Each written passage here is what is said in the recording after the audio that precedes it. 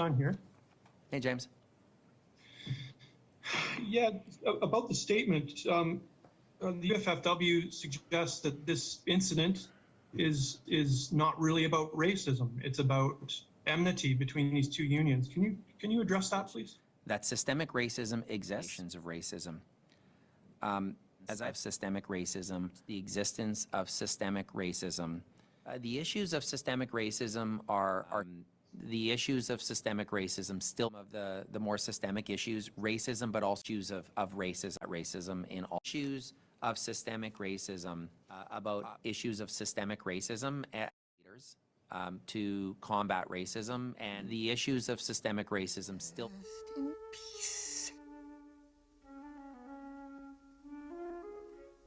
Sorry, if I could just jump Hey, Jeff. in, Mr. Mayor. So I just, based on everything you just said, or some of it, the answer to the request or demand, I guess, from the UFFW for the video would be a no. Well, Mr. Mayor, you said if such a video exists, you've read the independent consultant's investigation, correct? I have seen it shared through the media. Yes, I have.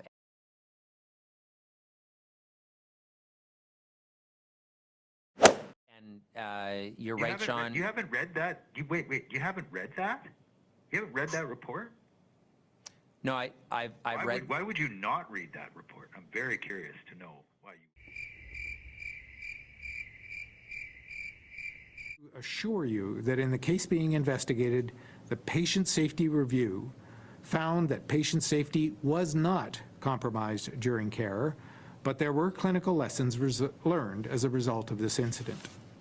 The investigator also concluded there was no evidence of explicit anti-Indigenous racism in the care of the patient, but that implicit bias likely affected their care experience.